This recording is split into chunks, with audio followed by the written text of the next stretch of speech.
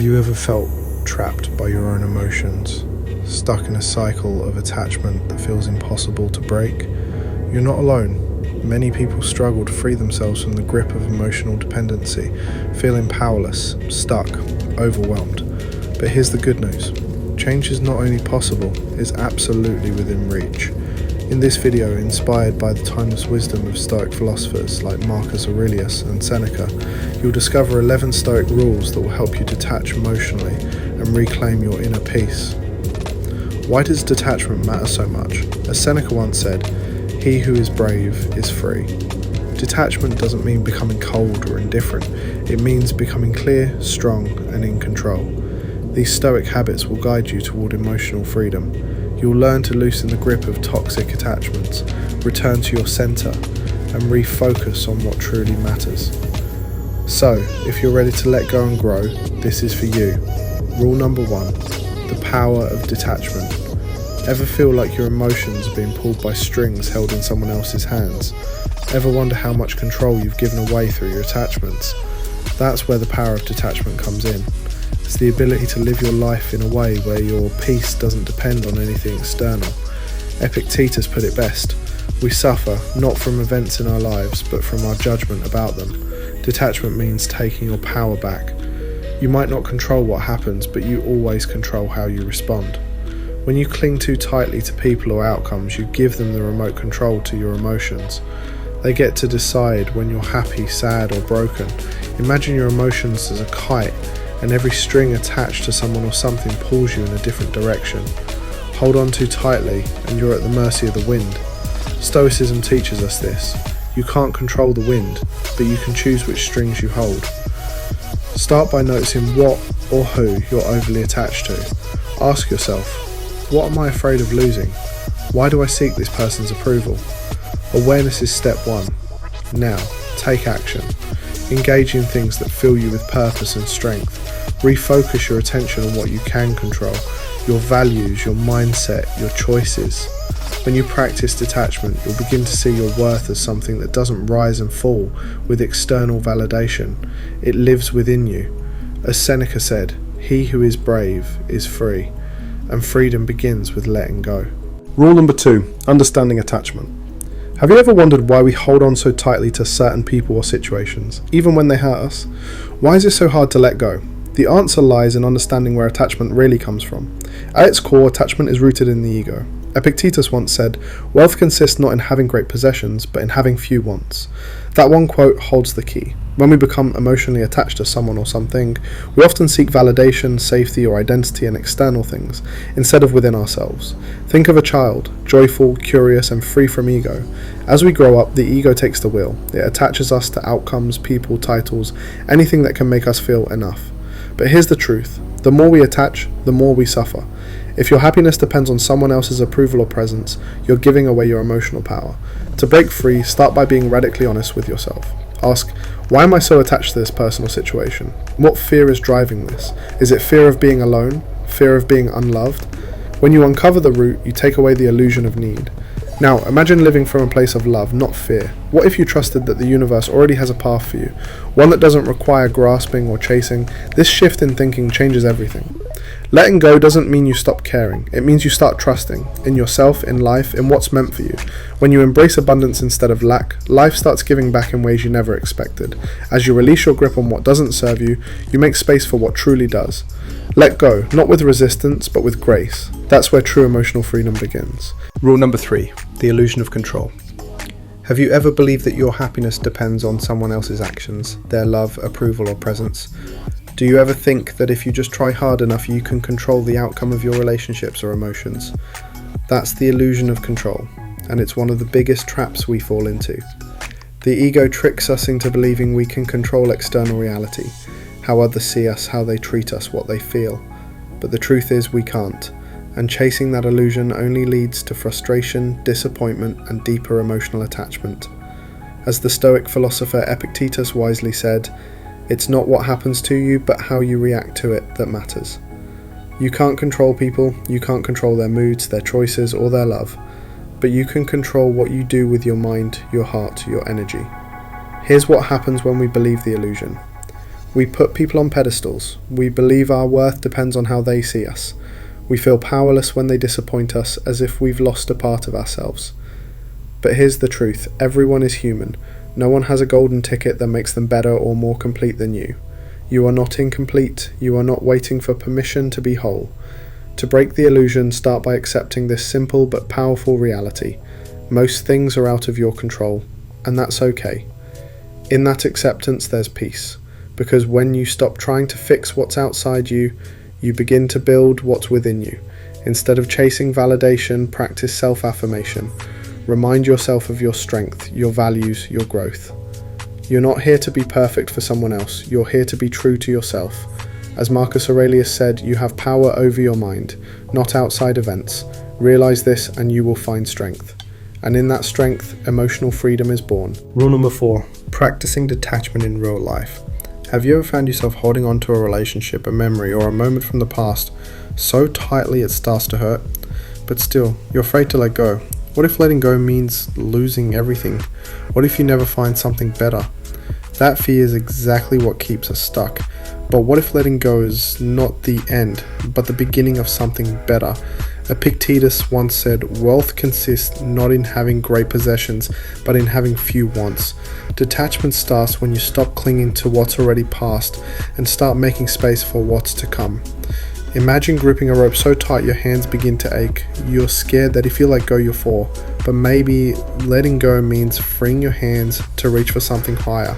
So how do you practice detachment in everyday life? Start here. Notice what you're clinging to. Is it a person, a past version of yourself, an imagined future? Ask why. Are you afraid to be alone? Are you searching for approval? Are you running from uncertainty? Now shift your focus. Start doing things that make you feel strong, fulfilled, grounded, with or without that attachment. And remember, not everything you see online is real. Social media shows curated moments. Everyone seems happy, successful, in love, but that's not the full story. Comparing your life to someone else's highlight reel will always make you feel behind. Your life is not a race. Your journey is not supposed to look like anyone else's. Let go of chasing illusions and define happiness on your own terms. Because detachment isn't about rejecting life. It's about embracing it fully, freely, and on your own terms. Rule number 5, the path to real happiness. Why does happiness so often feel out of reach, like it depends on someone else's approval, attention, or love? What if lasting happiness isn't out there, but already inside you? The Stoics believe that true joy doesn't come from what you have, but from what you need less of. Epictetus said it best. Wealth consists not in having great possessions, but in having few wants. That means the fewer external things your happiness depends on, the freer you are. Real happiness starts when you stop chasing and start recognizing your own value. It's not about cutting people off coldly. It's about understanding that your worth doesn't rise and fall with someone else's opinion. Think about it. A bird doesn't need permission to fly, it just spreads its wings. So why do we sometimes wait for someone else to validate us before we feel whole? Here's the shift. You don't need anything outside of you to complete you. You're already enough. Detachment isn't about giving up on love or connection. It's about coming back to yourself, so you're no longer begging the world to make you feel worthy. Focus on becoming the best version of you. Grow, heal, show up for your life. When you do that, something beautiful happens. You stop chasing people and start attracting the right ones. Not because you need them, but because you're finally whole without them. Imagine your heart like a garden. You don't beg flowers to grow. You water the soil, nourish the roots, and let nature take its course. Some people may walk through that garden, some may stay, some may go, but the garden remains yours, and it blooms, not because of who enters it, but because you've cared for it. That's what self-worth feels like. True happiness doesn't come from being chosen, it comes from choosing yourself every day. Rule number 6, live in the present moment. How often do you find yourself stuck in the past or worrying about a future that hasn't even happened? We replay memories, we stress about what could go wrong, and in doing so we miss the only thing that's ever real, right now. Marcus Aurelius, the great Stoic emperor, once said, "Confine yourself to the present." That's the heart of Stoic wisdom, the power of being fully here. When you dwell on the past, you relive pain that no longer exists. When you fear the future, you create anxiety around things that might never happen. Both rob you of peace. But when you live in the present, even for a few moments, something shifts. You become grounded, clear, alive. So how do you do it? Start small. When you eat, really taste the food. When you walk, feel the ground under your feet. When you talk, listen with your full attention. This is mindfulness, not some vague concept, just the practice of actually being here. It's not about controlling your thoughts, it's about not letting your thoughts control you. Meditation helps, so do simple breathing exercises. Even a minute of slowing down can bring you back to center. Gratitude helps too. Instead of focusing on what's missing, notice what's already good. The light, the air, a kind word, a quiet moment, your own breath. Shift your focus from scarcity to abundance, from what's wrong to what's right in front of you. The more you anchor into the present, the less you need to cling to anything else. And with presence comes freedom. Freedom from regret, from fear, from attachment. Because the present is all we ever truly have. Rule number 7. Reframe your thoughts. Your thoughts shape your reality. The way you see things becomes the way you feel about them, and sometimes the biggest weight you carry is just the thought you refuse to let go of. Marcus Aurelius once wrote, "The soul becomes dyed with the colour of its thoughts." That means change your thoughts and you change your entire emotional experience. This is the power of reframing. Let's say you catch yourself thinking, "I'll never be happy without them. No one else will ever love me. My happiness depends on this person." These thoughts aren't harmless, they're mental chains. The first step is to recognize them. Then challenge them. Ask yourself, is this absolutely true? What evidence do I really have? What would I tell a friend who believed this? You'll quickly see these thoughts are often based on fear, not facts. Now comes a shift. Replace those limiting beliefs with something more empowering. Instead of, "I can't live without them," try, "I'm learning to find peace within myself." Instead of, "No one will love me," try, "I'm worthy of love and I don't need to beg for it." Instead of, "I'll never move on," try, "Every day I'm getting stronger." This isn't toxic positivity, it's mental clarity. You're not pretending everything is perfect, you're choosing not to stay stuck in thoughts that keep you small. And like any habit, reframing takes practice, but each time you shift your perspective, even just a little, you're taking back your power. Over time, you build emotional resilience. You respond instead of react. You choose peace over panic. You rewrite the narrative inside your mind. That's how you go from surviving to growing. Rule number 8. Set healthy boundaries. Do you struggle to say no? Do you find yourself constantly people-pleasing, even at your own expense? If so, it's time to set boundaries. Not to push people away, but to protect your peace. Healthy boundaries are a form of self-respect. They define where you end and someone else begins. Without them, your energy gets drained, your emotions get tangled, and your identity starts to blur. You feel guilty for protecting your space. But ask yourself this, would you let someone walk into your home and rearrange your furniture without asking? Then why let them do it in your mind? Boundaries are not walls, they're doors with locks, and you hold the key. Here's how to start. Know what's okay and what's not. What drains you? What behavior crosses the line? Communicate clearly. You don't have to be harsh, just honest. Say, "I need time to think. That doesn't work for me. I can't do that right now." Stand by them. Some people won't like it, especially those who benefited from you having none, but stay grounded. You're not doing this to hurt them, you're doing it to protect you. When you set boundaries, you become less reactive. You stop chasing validation. You start choosing yourself. Over time, the right people will respect you more, not less, and the wrong ones will fall away. Boundaries are how you teach the world to treat you, not with entitlement, but with respect. And more importantly, it's how you remind yourself of your own worth. Rule number 9. Self-care is strength. When was the last time you did something just for you? Without guilt, without needing permission. Self-care isn't selfish, it's survival, it's strength. Seneca once said, "A sound mind in a sound body, that's the short but full definition of a happy life." You can't pour from an empty cup. You can't show up for others if you're not showing up for yourself. So what does real self-care look like?